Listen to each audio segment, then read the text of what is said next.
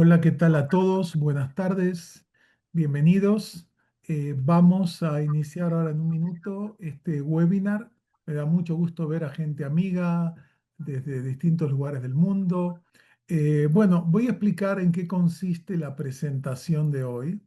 Hoy vamos a primero presentar el tema que escogimos y la última parte la vamos a dedicar a explicar detalles de este viaje, ya que algunos de ustedes ya nos han escrito que están interesados en participar, que forma parte de los viajes culturales que tiene la universidad, que ya hemos hecho a numerosos países justamente para vivir, conocer la rica cultura eh, judía digamos, de Europa y de otros territorios. Entonces voy a empezar compartiendo pantalla y va a haber posibilidad que puedan ir preguntando a medida que voy explicando o voy presentando temas. Si quieren participar, con mucho gusto pueden ir escribiendo en el chat preguntas para poder responderme. Nos da mucho gusto que nos acompañen desde tantos lugares para este tema interesante y también algunos, en particular el viaje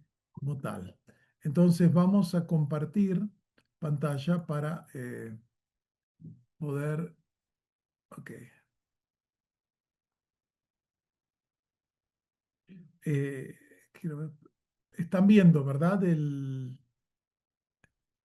Nuestro, perdón,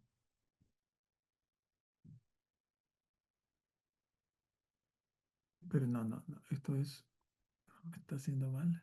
Pero que quiero empezar, voy a empezar, ok. Eh, compartir. Bueno, voy a empezar con la pantalla amplia, muy bien. Nosotros vamos a hablar de Alemania, que es un tema complejo porque genera poderosas emociones a partir de lo que pasó en la historia, fundamentalmente con la Shoah o Holocausto, que fue un proyecto íntegramente desarrollado por Alemania, llevado a cabo en gran parte de Europa, pero fundamentalmente fue un proyecto concebido, desarrollado y dirigido desde Alemania con el apoyo y auxilio de colaboradores locales en distintos lugares, fundamentalmente a nivel masivo en la zona entre Polonia, Bielorrusia, Ucrania, es donde fundamentalmente se dieron los procesos más masivos de destrucción. Ahora, uno no puede juzgar la historia de los judíos en Alemania eh, desde la perspectiva de la Shoah, porque el desarrollo histórico, y lo han dicho los más importantes historiadores, podría haber ido en otra dirección. A veces un país parece ser el más riesgoso o amenazante para la vida judía y no es lo que ocurre. Los desarrollos son diversos.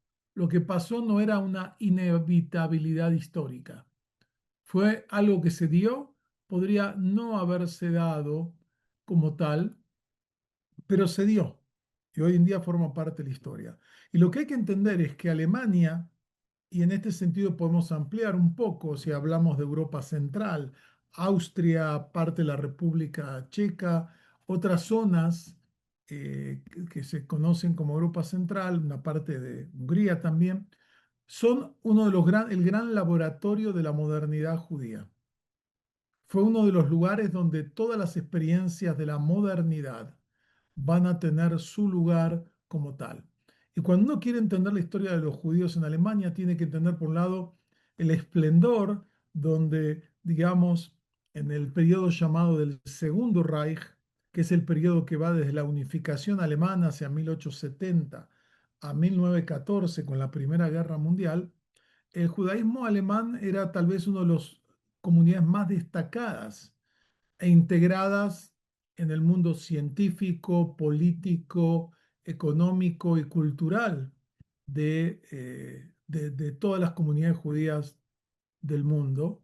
Una comunidad que si bien no era de las más grandes porque las de Polonia o de otras zonas eran más grandes, era una comunidad sumamente significativa por los logros y como lo han llamado varios historiadores, fue el marco donde se dieron todas las variantes de cambios en lo religioso, en lo cultural, en lo científico, en lo filosófico, como tal. Fue una época, por un lado, de integración inaudita y al mismo tiempo es el lugar donde se va a desarrollar la ideología nazi que va a producir la Shoah, que es la destrucción sistemática de grandes sectores de la vida judía de Europa y algunas zonas también del norte de África, etcétera, y que de no haber sido vencidos en la Segunda Guerra Mundial, tal vez hubiesen llevado a cabo este proyecto de un mundo sin judíos como tales. También es un lugar donde se dio una gran destrucción de una vida judía muy rica que viene desde la Edad Media como tal, y es un lugar donde la memoria histórica está más elaborada que en otros países, ¿no? Como tales, porque en otros países han elaborado la memoria histórica, ¿no? Entonces hay que entender que hay un doble legado. Por un lado, fue uno de los centros de mayor integración científica, cultural, artística de los judíos a una sociedad, pero al mismo tiempo fue la cuna, o mejor dicho, no fue la cuna, pero fue el lugar donde más se desarrolló y se convirtió en política de Estado el antisemitismo racial que llevó a la Shoah. Y si seguimos con nuestro análisis, tenemos que entender que vamos a hablar un poco de las paradojas de este esplendor judeo-alemán, vamos a hablar de algunas voces de gente que ha estudiado, que ha vivido este tema, es todo el tema de cómo la emancipación, es decir, el proceso por medio del cual los judíos van a recibir derechos como ciudadanos, se va a dar en una forma bastante intensa con la República de Weimar se va a hacer en una forma plena hacia 1919 por primera vez, pero al mismo tiempo, y todo ese sueño de tantos judíos de pertenecer a la comunidad nacional alemana, y qué fue lo que pasó realmente. También vamos a hablar de la fragilidad del antisemitismo moderno, de la exclusión al exterminio, que va a ser la política del Estado nazi, y por último de Alemania después de este periodo. Lo que hay que entender es que hay una paradoja histórica.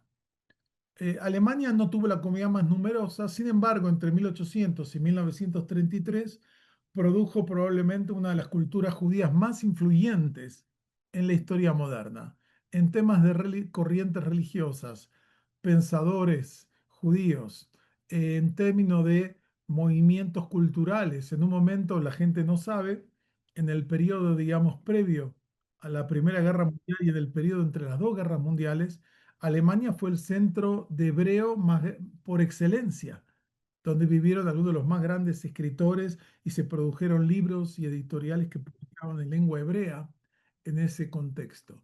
Lo que hay que entender es que en Alemania van a hacer el Wissenschaft des Judentums, que es el estudio académico de la experiencia judía. Los primeros historiadores que van a analizar con las herramientas científicas modernas surgen en Alemania. El judaísmo reformista, el judaísmo conservador, el judaísmo ortodoxo moderno, son todos productos que se van a dar en Alemania. Gran parte de la filosofía judía moderna, pensadores eh, como Hermann Cohen, Franz Rosenzweig, Martin Buber, aún la formación, aunque tuvieron su primera formación en Europa Oriental, pero Joseph Soloveitchik, Abraham Yeshua Heschel, todos ellos pasaron por el ámbito de las universidades alemanas, que en esa época son las grandes universidades del mundo. Porque lo que hay que entender es que Alemania, dentro de las naciones Estado modernas, fue la que tuvo el proceso de modernización más rápido y más poderoso. Llegó más tarde a la revolución industrial, a los cambios científicos, etcétera, pero superó ampliamente en 3 o 4 décadas a Inglaterra y a Francia, que estaban mucho más avanzados. Fue un espacio donde gran parte, muchos de los pensadores de la sociología moderna también van a ser judíos. La psicología moderna, sabemos, desde el psicoanálisis de Freud, pasando por la psicología de Adler y más tarde la logoterapia de Viktor Frankl, se van en esa zona entre Austria, Alemania, la música y la literatura, los grandes compositores, desde Mahler pasando por acá, pero también en ese mismo entorno es donde nace el concepto y la idea de Auschwitz, es decir, del exterminio sistemático de los judíos. ¿Cómo pudo, y esta es una de las grandes preguntas que sigue vigente al día de hoy, una de las sociedades más cultas de Europa, con más premios Nobel, con mejores universidades, digamos, en los años 20, entre las dos guerras mundiales, las universidades con más excelencia científica, filosófica y académica eran las alemanas. Y la gente de Estados Unidos, la élite, iba a estudiar a Alemania y de otros lugares porque era el gran centro en todos estos ambos, ¿no? Eh, como tales. O sea, lo que hay que entender es que, como lo dice Gershon Cohen, un gran historiador contemporáneo, el judaísmo alemán fue como un espejo de la modernidad. Fue una ventana y fue un espejo. Una ventana porque nos abre la puerta a entender cómo el impacto de procesos de secularización, nuevas corrientes filosóficas, espirituales, van a reflejarse desde corrientes del progreso y del optimismo hasta corrientes de la desesperación, van a actuar ahí. Y como lo dice Gershon Cohen, la historia de los judíos alemanes constituye el laboratorio donde primero se ensayaron muchas de las posibilidades y contradicciones de la modernidad judía. Y eso es parte importante, ¿no? Y Gershon Cohen dice que acá se dieron por primera vez los procesos de emancipación, de integración cultural, de secularización, de redefinición religiosa y la crisis de la identidad. Esto se dio en Alemania y después se dio prácticamente en todo el mundo por los procesos de globalización que tuvieron las múltiples modernidades como tales. Ahora hay que entender que integración no significa solamente asimilación. O sea, los judíos alemanes hicieron un proceso de hibridización, como se dice ahora, es decir, integraron elementos de la tradición judía con las grandes formas de la alta cultura alemana, ¿no? Integraron, digamos, la tradición filosófica judía con los ideales de Kant y se crearon desarrollos interesantes como los de Hermann Cohen, por ejemplo. O integraron, digamos, no fue solamente una copia mecánica de la cultura alemana, los judíos fueron productores, particularmente las generaciones que nacen, digamos que ya son nacidas en Alemania, y que ya van a llegar a su madurez en la época del llamado Segundo Reich, entre 1870 y la Primera Guerra Mundial, esa gente ya son productores, contribuyentes a al gran desarrollo de la literatura, los medios de comunicación, los estudios de sociología, los estudios de física, de química, de matemática, como tales. Sería, por lo tanto, un error leer al judaísmo alemán como un preludio a la Shoah, ¿no? Eso es porque la Shoah fue un curso posible, pero fue uno de los tantos cursos posibles que hay. Eh, no fue la única opción que se planteó. Podía haber sido otra como tal, perdón.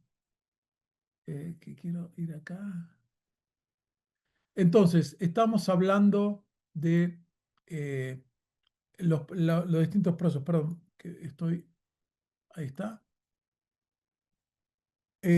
También hay que tomar en cuenta el universalismo y el particularismo, que tuvo una tensión muy peculiar en Alemania, entre por un lado el universalismo de esa cultura que se va a convertir en una cultura influyente globalmente en ciencia, en filosofía, en arte, y la necesidad o el deseo de preservar ideas básicas de la identidad propia o particular.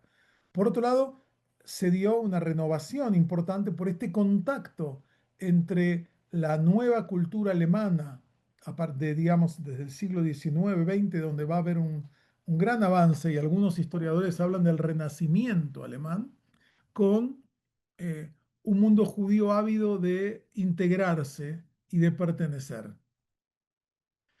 Hay un libro famoso de Amos Elon que se llama The Pity of It All, que es una de las mejores historias sintéticas en un tomo de los judíos de Alemania.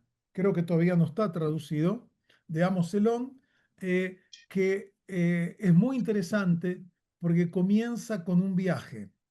Con el viaje, en realidad, una caminata, descalzo, pobre, de un joven llamado Moisés Mendelssohn, desde su lugar en Dessau hacia Berlín, entrando por la puerta que había en Berlín para animales y para, digamos, la puerta de servicio. Y en 15 años, 20 años, se va a convertir en uno de los referentes intelectuales de toda Alemania. Y el libro termina en 1933 con el viaje o la fuga que va a ser una mujer, en este caso, una gran pensadora, Hannah Arendt, escapando de Alemania hacia Francia, ¿no? Todo esto, por eso él toma 1743, el ingreso de Moisés Mendelssohn a Berlín, y 1933 la salida al escape de Hannah Arendt, quien después va a llegar a Estados Unidos en ese periodo, ¿no? Y acá hay algo interesante. Los judíos tuvieron una historia de amor con Alemania.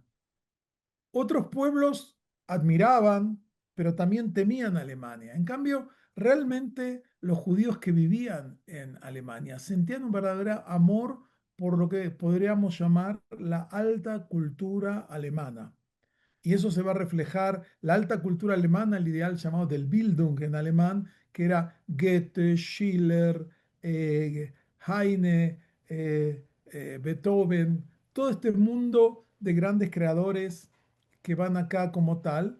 Y la idea es que realmente la Shoah no fue solo el fin del judaísmo alemán y como de otras comunidades, sino también fue el fracaso de un proyecto sumamente ambicioso de integración de los judíos a una sociedad dada. Elón plantea que los judíos tuvieron una capacidad interesante de resistir las expresiones antisemitas que una y otra vez se producían en Alemania. Los judíos leían, no, ellos no representan la verdadera Alemania. Cuando Hitler sube al poder, para muchos sectores de la élite humana dicen, este hombre no es un representante, él es un episodio eh, pasajero que no representa realmente la verdadera historia alemana, ¿no? Esa visión de, bueno, a la larga no, vamos a ¿No? intentar integrarnos y finalmente, perdón, hay alguien que tiene el micrófono abierto, le pido que lo cierren, por favor. Y otra idea importante que muestra cómo los judíos quisieron integrar ideas universales dentro de su propia lectura de las fuentes y la tradición es esta idea de que los judíos alemanes adoptaron en un número muy considerable esta idea de que no es la fe lo que determina, sino la conducta moral es la esencia de todas las religiones, algo que iba en consonancia con las ideas de Emmanuel Kant y de otros filósofos que ven la universalidad más allá de las particularidades, y muchos judíos liberales en Alemania, que era la mayoría, adoptaron estas ideas. Perdón, hay alguien que tiene el micrófono abierto, le pido que lo cierren, por favor, a todos en esta etapa. Ok, ahora, otra forma de entender lo que pasó ahí es lo que elabora un libro de un autor inglés, un musicólogo llamado Norman Lebrecht, que escribió un libro que se llama Genio y Ansiedad. Genio y Ansiedad. Y él trata de entender cómo la ansiedad de ser aceptado, la ansiedad de pertenecer, se convirtió en el motor del genio y del desarrollo. Es decir, muchos judíos sentían que por un lado quiero pertenecer, me abren puertas, por otro lado surge un antisemitismo ideológico muy fuerte, con ideas raciales, ya no religiosas, ya no solo económicas o sociales, sino ahora con un fundamento racial o pseudo racial. Fue un motor creativo para toda esa época. Y figuras como Moisés Mendelssohn, Heinrich Heine, el gran poeta, Marx, Disraeli, porque él analiza también no solo Alemania, sino gente en toda Europa, que fue la primera generación que se va a integrar a la cultura europea. Pero yo mencioné que la segunda generación, es decir, la gente que nace entre 1880, 1870 y 1914, esa gente va a vivir ya esta cultura no es una cultura externa. Ellos son insiders cognitivos, aunque no siempre sean insiders sociales. Perdón. Voy a... Ok.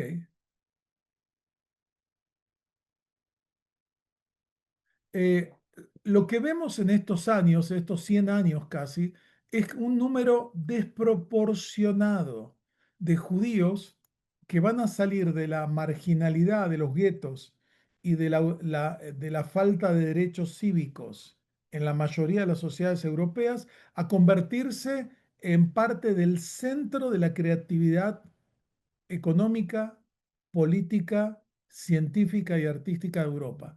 En el campo de la música, en el campo de la física, de la medicina, tenemos que en esta época, digamos, hacia 1933, aunque los judíos eran un porcentaje menor al 1% de sus países, más del 24-25% de los premios Nobel eran judíos en medicina, en física, en química, o eran figuras muy destacadas en la literatura, en la psicología, en el cine. Alemania tenía una industria del cine superior a Hollywood hasta la Segunda Guerra Mundial. Alemania tenía una industria cinematográfica extraordinaria que con el nazismo muchos de estos actores, directores van a emigrar y eso va a fortalecer sin duda el mundo del cine en Hollywood y en otros lugares. En la economía, innovadores de todo tipo, en modelos empresariales, en navegación, las nuevas industrias como el seguro, los medios de comunicación, etcétera, ¿no? Se abrieron muchas posibilidades, pero nunca los judíos en esa época dejaron de tener un sentimiento de vulnerabilidad, es decir, soy aceptado, pero hasta ahí. Soy aceptado, pero condicionalmente. Y esto generó muchas tensiones, pero al mismo tiempo generó una extraordinaria energía creadora, ¿no? O sea, el deseo de ser aceptado, el deseo de demostrar generó este tema que esa es la tesis de Lebrecht. Como tal, como todas las tesis grandes, obviamente tiene muchos problemas. Ahora, la ilustración prometía algo importante. Los judíos iban a dejar de ser una comunidad tolerada y se iban a convertir en ciudadanos. Este es el gran proceso de la modernidad que empieza en Francia y en después gran parte del resto de Europa como tal.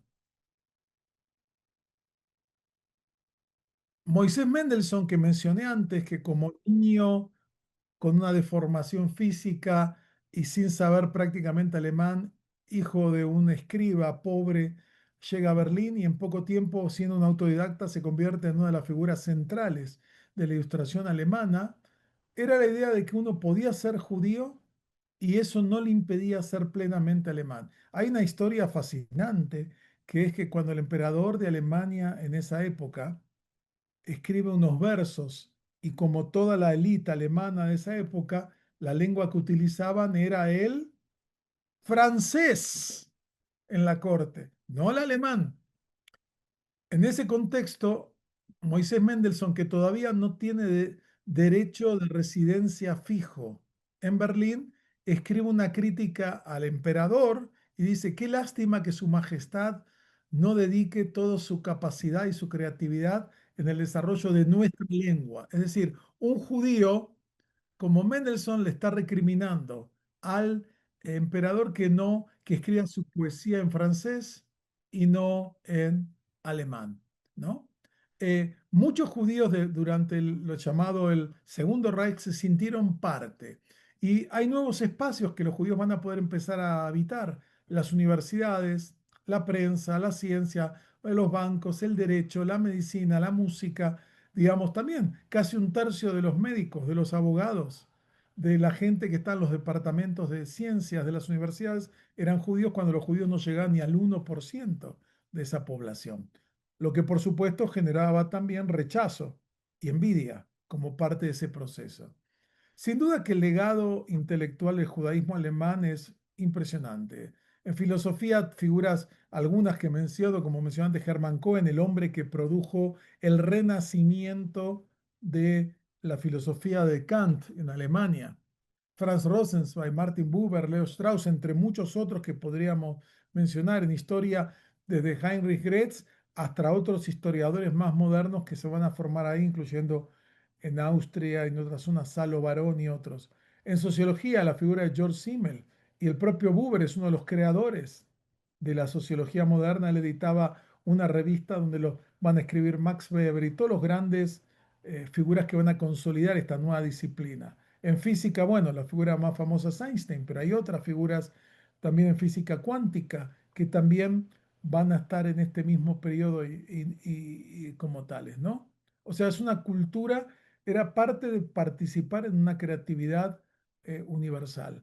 En literatura, bueno, dos referentes, Heinrich Heine, que es considerado el segundo, el tercer gran escritor alemán de todos los tiempos, la figura de Kafka, que si bien es de Praga, no es de Alemania, como dije, es parte de Europa Central, y las élites judías en Europa Central se educaban, además de la lengua local, en el alemán, como hoy en día mucha gente se educa en inglés, como la lengua global, global. En música, desde Gustav Mahler, que no solo va a ser un gran músico, sino que va a cambiar la forma en que se escucha la música y el comportamiento de la gente en los teatros. Él fue el que impuso que no se habla, que hay silencio cuando se ejecuta una sinfonía. Estamos hablando en el caso de Mahler en Viena, o la figura del nieto, uno de los nietos de Moisés Mendelssohn, Félix Mendelssohn Bartholdy, de los grandes compositores del romanticismo alemán, una figura central que también en este mundo. Bueno, todo el mundo del psicoanálisis de vuelta. Esto es, hablamos de Austria, no hablamos exclusivamente de Alemania, pero hay otros desarrollos, ¿no? Como tales que se van a dar, ¿no? O sea, como dice Paul Mendes Flor, la modernidad judía fue un diálogo permanente entre particularidad y universalidad, todo el tiempo. No era el judaísmo del gueto, era un judaísmo que aspiraba a estar en contacto estrecho con las tendencias más altas, particularmente la alta cultura, pero también de la cultura popular. Había judíos que eran artistas de música popular, compositores de música popular, etcétera, etcétera. Kurt Weill en la música junto con Bertolt Brecht, la famosa ópera de tres centavos, figuras del arte como Max Liebermann y otras figuras muy descollantes. Lo que pasó acá es que nunca se eliminó el prejuicio. Ahora el judío no era acusado de haber matado a Jesús, sino que era cosmopolita, que tiene una cultura muy universal, o que también era capitalista, o también que era revolucionario, porque también había judíos como Rosa Luxemburgo y otros líderes de grupos socialistas, o que era liberal en sus ideas frente al Estado, o que para algunos que era un destructor de la nación como tal, ¿no? Y acá vino, es como la contraparte de un ideal que analizó muy bien el gran historiador George Mosse, que el nacionalismo romántico, que se va a desarrollar fuertemente en Alemania, en Francia, en otros lugares, creó un ideal de ciudadano basado en la sangre que nos unifica, el cuerpo, la raza, una masculinidad y la nación. Y toda esta integración va a culminar en una forma radical con el nazismo. Y el judío quedaba fuera en esa definición, ¿no? Ya no hacía falta dar argumentos bíblicos o de la iglesia. Ahora se usan argumentos pseudocientíficos. Sin duda que los judíos en Alemania eh, per- per- tuvieron una emancipación jurídica, es decir, legalmente tenían todos los derechos, pero no una legitimidad plena cultural. Siguen siendo considerados, no son plenamente alemanes, a pesar de que lo intentaban en gran parte, no pudieron. Eh, por eso, como dije, esto tiene que ver con los ideales de identidad nacional y qué visión de una comunidad imaginaria se está desarrollando en cada lugar. Ahora, el antisemitismo moderno, como lo analiza otro gran historiador de esta época, no es una herencia del pasado, es una ideología moderna. En la época del Segundo Reich, que dije, es una época de gran integración, pero al mismo tiempo del desarrollo de un antisemitismo muy poderoso, eh, ahí se combinó temas nacionalistas, temas del romanticismo, teorías raciales, secularización y nuevas formas de movilización política. Van a crearse partidos políticos con una clara identidad nazi o antisemita, no necesariamente nazi como tal, y el antisemitismo se convirtió en una ideología de integración nacional por excelencia, porque era el único ámbito donde el judío no podía pertenecer. El judío podía pertenecer a los grupos socialistas, a los grupos liberales, a los grupos de anarquistas, a los grupos de todo tipo, menos en estos grupos donde la condición de alguien como tal lo limitaba o lo excluía, ¿no? Y se va a convertir en un código cultural de pertenencia, como lo dice muy bien Shulamit Volkov, una gran historiadora de estos temas. Y acá viene el tema del éxito, o sea, cómo el éxito genera resentimiento porque nunca los judíos habían tenido tanta presencia en las universidades, en la ciencia, en el derecho, piensen desde Kelsen hasta posturas diferentes, en la música, no solo como directores, el director principal del Festival de Bayreuth, donde se ejecutaban las obras de Wagner, era un judío. La paradoja de Wagner, un antisemita radical, quería que este director sea el músico principal, Jerusalén, algo así se llamaba, en literatura, en los medios, en la banca, en todas las áreas, y esto por supuesto generaba un resentimiento en los sectores más nacionalistas de Alemania. O sea que el nazismo no apareció de golpe, no bajó desde una nave espacial. Es parte de un proceso que se fue dando y que tiene que ver con la crisis de la guerra, de la Primera Guerra Mundial, con el nacionalismo extremo, la derrota alemana que era considerada imposible en condiciones normales, la crisis económica, la hiperinflación, ese antisemitismo cultural que desarrollaron las élites.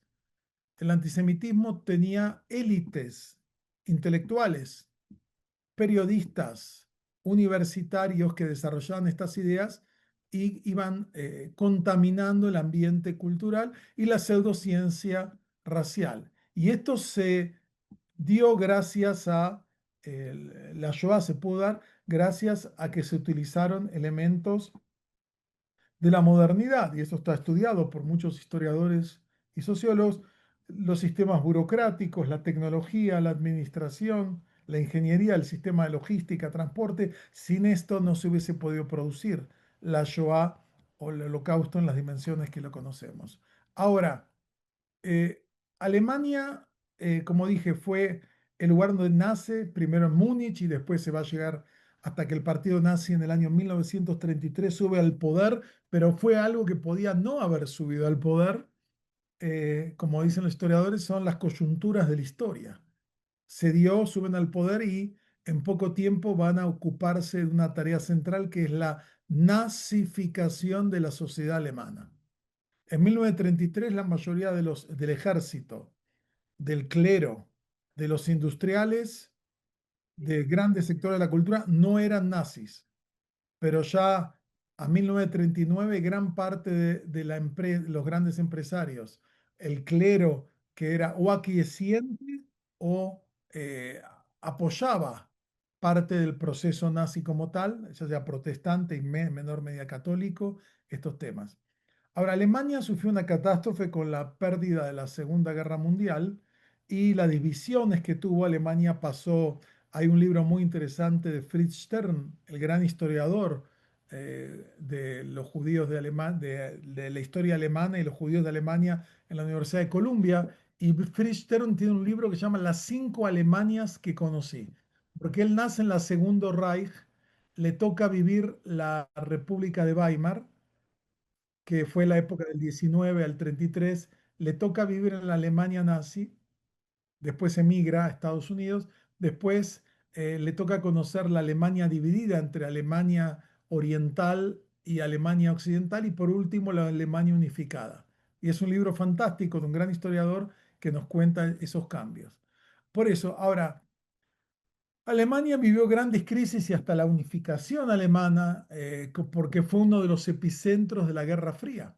Berlín era el lugar clave famoso del sitio de Berlín, el, la famosa, digamos, tren aéreo para sustentar a Berlín, porque estaba como un enclave dentro de lo que era la Alemania oriental, etcétera.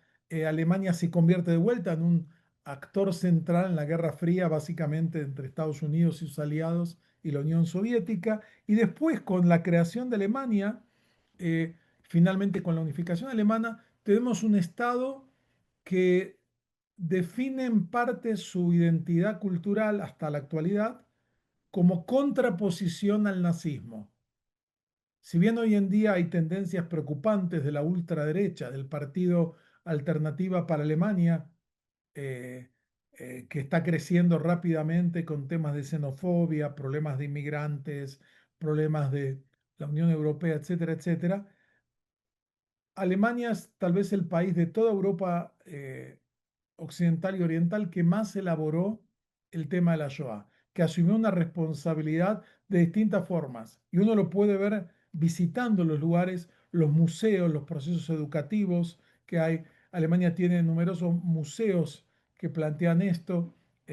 Hemos estado varias veces en el lugar donde fue la famosa conferencia de Wannsee, que está mal entendida, y vamos a explicar por qué no es el lugar donde pasó lo que la gente piensa que pasó. La gente, al no conocer toda la estructura del gobierno alemán, no entiende cómo fue el proceso.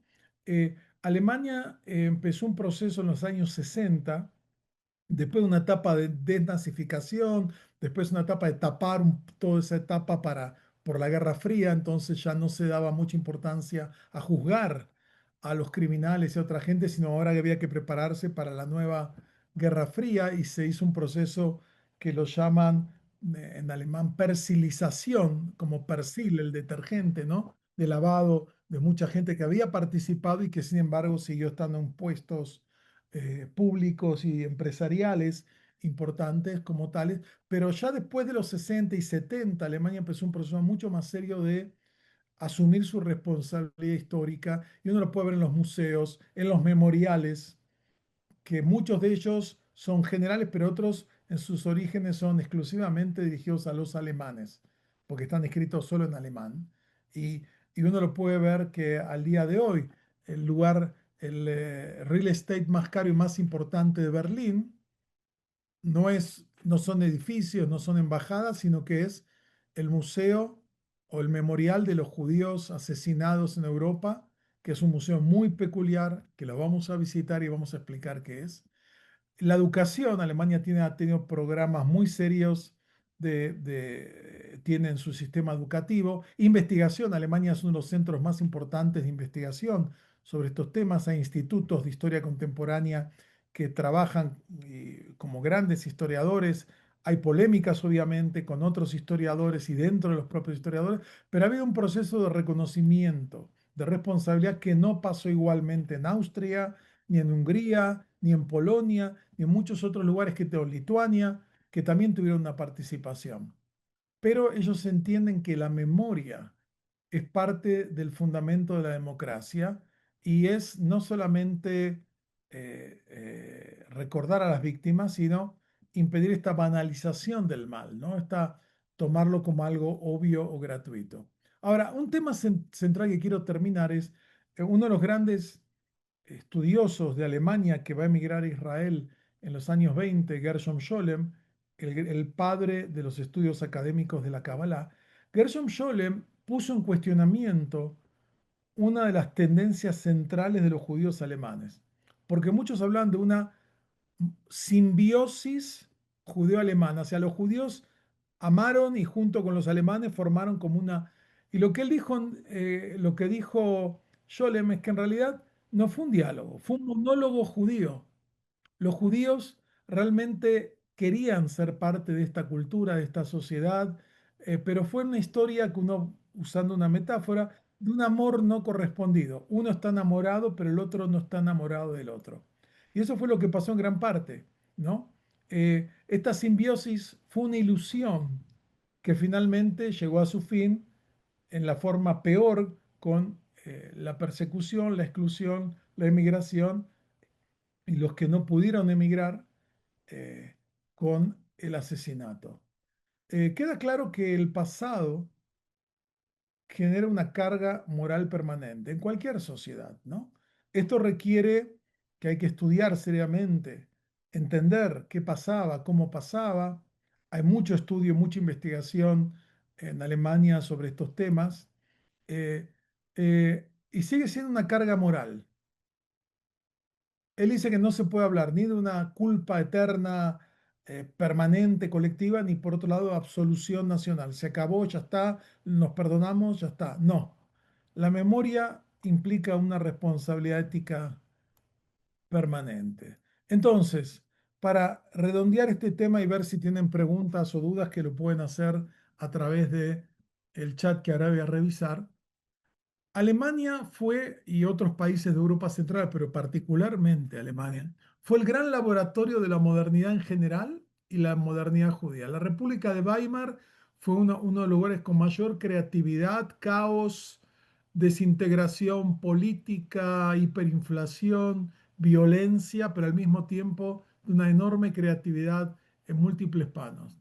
Alemania abrió una emancipación sin precedentes y una enorme creatividad que mencionamos brevemente, pero ese mundo fue destruido por un nacionalismo racial que no solamente eliminó el mundo judío, sino como una vez me dijo un embajador de Alemania en un país que estaba visitando, dijo, la Shoah no solamente primordialmente generó las víctimas al mundo judío y destruyó la vida judía que tenía más de 800 años en el lugar, sino que también empobreció la vida alemana, la cultura alemana y la ciencia alemana.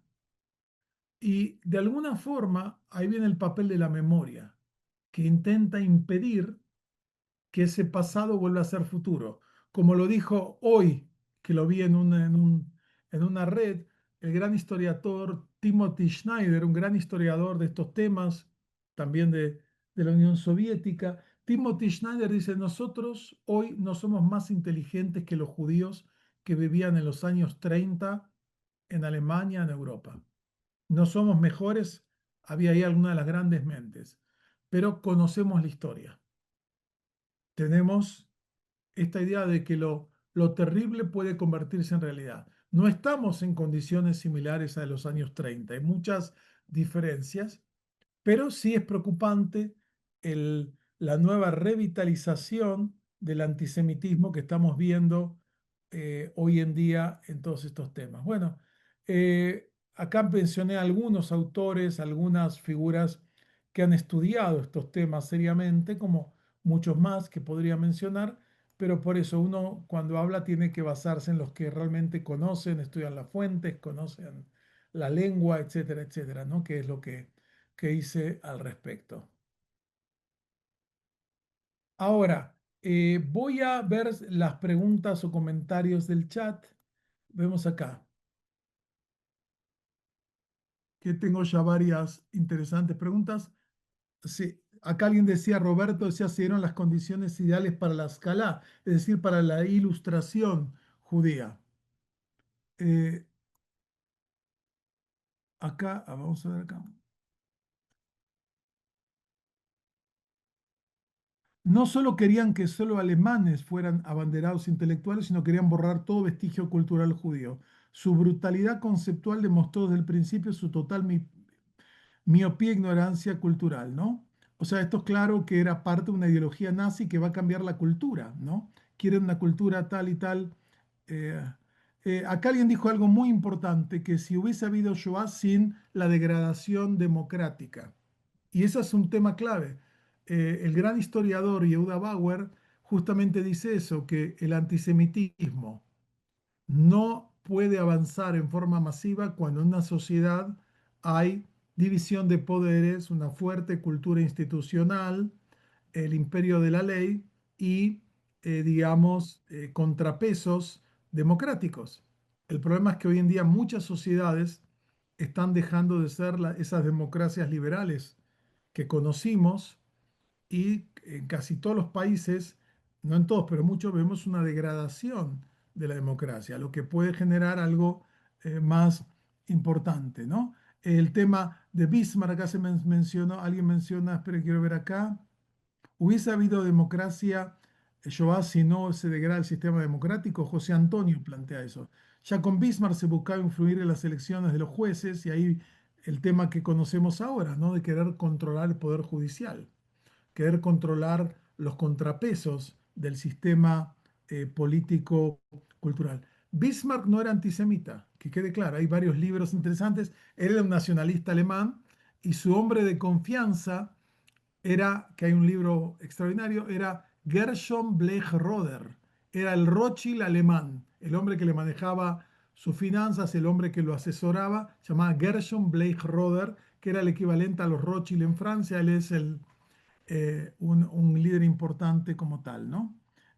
Claro, por eso destruyeron, acá lo dice muy claro Claudio, eh, después de tomar el poder, en poco tiempo se produce ese incendio en el Parlamento, que se discute si fue o no un atentado, fue algo armado por los nazis, pero más allá de lo que pasó, los nazis aprovecharon para eliminar la vida política, eliminar el Parlamento, encarcelar a los opositores y ahí se destruye la democracia. Y queda claro que hay una correlación negativa entre una democracia plena con instituciones de leyes y el antisemitismo. O sea, con una democracia más sólida, el antisemitismo no se elimina, pero se limita. Y eso mismo lo podemos ver en el país que tenía la mayor propaganda antisemita de esa época, que era Francia. Sin embargo, el predominio de las instituciones democráticas hizo que al final el famoso caso Dreyfus, este militar acusado de traición, finalmente fuera reivindicado, después de una lucha interna muy fuerte dentro de este proceso. Ahora, quiero compartir con ustedes algo más ahora que estamos viendo, que es el viaje cultural que vamos a hacer y que lo que nos va a permitir es que esto que yo les mostré ahora sea algo, ¿lo están viendo? ¿Aparece en la pantalla?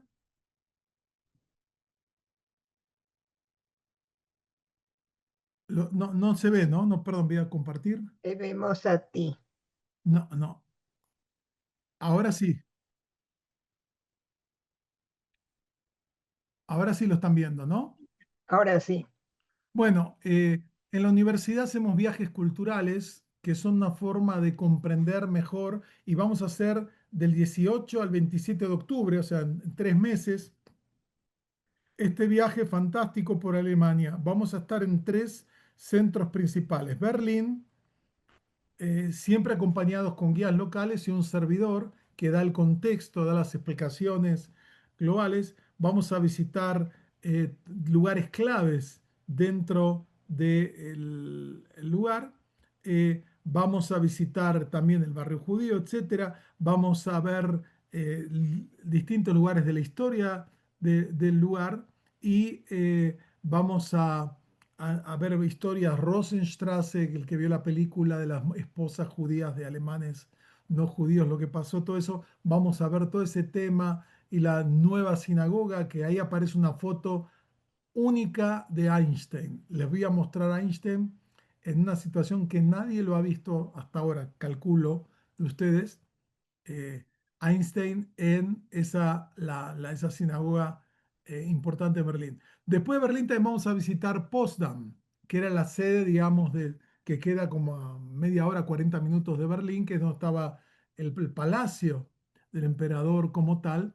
Y también vamos a visitar 2 lugares emblemáticos que en los tours generalmente no se hace, porque generalmente se va de Berlín a Wannsee, que es una especie de Valle del Bravo de Alemania, que queda como a una hora un poco más de Berlín, un lugar de lago y de deportes náuticos de fin de semana, muy bonito. Y la gente va a ver el lugar famoso de la vila de Wannsee, donde pasó cosas que la gente le dicen y que no pasaron, que es un grave error, la gente no entiende lo que realmente pasó ahí, y lo vamos a explicar bien, pero vamos a ver antes otra cosa que muy pocos ven, y sin eso no se puede entender el judaísmo alemán, que es la Villa Liebermann, que era la casa que tenía a 150 metros de este lugar el gran artista, presidente de la Academia de Prusia y uno de los pintores más destacados de Alemania, eh, Max Liebermann, primero vamos a ver ese lugar, porque en ese lugar vamos a entender mejor la historia de los judíos de Alemania y después vamos a ver el lugar que era un casino militar donde tuvo lugar una junta de pocas horas que fue central para el desarrollo, pero no pasó lo que la gente piensa que pasó. Y eso lo vamos a explicar muy bien. Después vamos a ir a Weimar, digamos, donde vamos a estar ahí, que es la ciudad de Goethe, de Schiller, vamos a ver el lugar, pero también ahí está Buchenwald, que también fue uno de los campos emblemáticos establecidos por los nazis. En Berlín vamos a pasar por Sachsenhausen, otro campo importante como tal. Vamos a estar en Weimar y después de ahí nos vamos a ir a Nuremberg. Nuremberg, sin duda, fue una ciudad con todo un centro medieval muy importante, que tuvo un gran importante porque ahí se hizo el famoso congreso filmado por Leni von Riefenstahl en una de las películas más importantes documentales de propaganda política, en este caso perversa, de una genia del cine que se llamó Leni von Riefenstahl y otros centros, hay mucho para ver y etcétera. Después vamos a estar en Múnich, otro lugar clave, por ahí nace el desarrollo, vamos a visitar lugares centrales, la central del Partido Nacional Socialista, vamos a ver distintos lugares, vamos a ver el Estadio Olímpico, donde fue el famoso ataque terrorista, digamos, en los años 70, la sede donde se hicieron los famosos juicios de Nuremberg. Todo eso lo vamos a ver. Vamos a ver también, al lado de Múnich está Dachau, que fue uno de los primeros campos de concentración como tal. Vamos a ver también, hay una parte que vamos a ver un famoso palacio, un famoso castillo que Disney imitó para tomar, o sea, todo eso lo vamos a ver ahí como tal. Entonces, este viaje cultural nos quedan 14 lugares, ya se han ocupado unos 9 lugares, tenemos 14 lugares todavía disponibles para los que quieran tener una experiencia muy especial, porque lo que tiene de bueno este viaje es que primero, tenemos 2 charlas previas de preparación por internet. Segundo, eh, cada grupo es distinto, hemos llevado más de 20 grupos a distintos lugares y les puedo decir, cada grupo es distinto, pero todos se genera una dinámica muy bonita, muy linda, muy interesante. La pasamos bien, vemos no solo aspectos conectados con el holocausto, vamos a ver temas de Alemania, de la historia moderna, de la cultura, la posibilidad de ir a un concierto en la Ópera de Berlín, que es fascinante, en un lugar central enfrente a en realidad hay 3 óperas en Berlín. Vamos a ver, eh, los que quieran pueden optar por eso, porque es después que terminamos a la tarde los tours, pues podemos ver esa experiencia. O sea, hay muchas cosas que estos grupos tienen y que hacen que sea una experiencia sumamente enriquecedora. Entonces, no sé si hay preguntas. eh, eh, lo del día por día se los mandamos. Todos los que quieran pueden entrar a nuestra página. Está todo el folleto por día para que puedan ver lo que pregunta Sara, el recorrido que incluye este programa, ¿no? Pero como les digo, son ciudades fascinantes. Berlín es una de las capitales hoy en día más dinámicas del mundo, como lo fue en los años 20 y hasta los comienzos de los 30. Hoy en día también es un gran centro, una ciudad muy dinámica que combina lo antiguo con lo moderno y con una enorme riqueza cultural judía como tal. Y después vamos a estar, como vimos, en Weimar, vamos a estar en Múnich, en Nuremberg. O sea, creo que va a ser un viaje bastante completo para tener una idea del papel de Alemania en la cultura contemporánea. No solamente el aspecto judaico, obviamente que hay que entender el contexto general, con guías de habla España, en español, particulares en algunos lugares, más mis aportes, que generalmente lo que doy es el contexto para entender los detalles que van a explicar los guías como tales. Y sin duda hasta ahora hemos tenido experiencias muy ricas y muy, eh, digamos que disfrutamos mucho la experiencia, ¿no? Entonces no sé si alguno quiere ir, todos los que quieran ver el programa detallado, vamos a hacer que lo reciban. Si quieren tener más información de detalles, precios, etcétera, nos quedan 2 semanas para ir reservando. Gracias, Sara, por tus comentarios. Nos quedan algunos espacios. Si quieren preguntar algo, pueden llamar a caja para ir reservando, pues necesitamos las reservas porque el viaje depende de que cumplamos con un mínimo de participantes. Por eso la gente que ya sacó, que ya ha reservado, le dijimos que todavía no compren los pasajes, esperen 2 semanas que esperamos ir completando el grupo. Pero créanme, esto está abierto a toda gente interesada, judíos, no judíos, gente que tiene formación, gente que no conoce.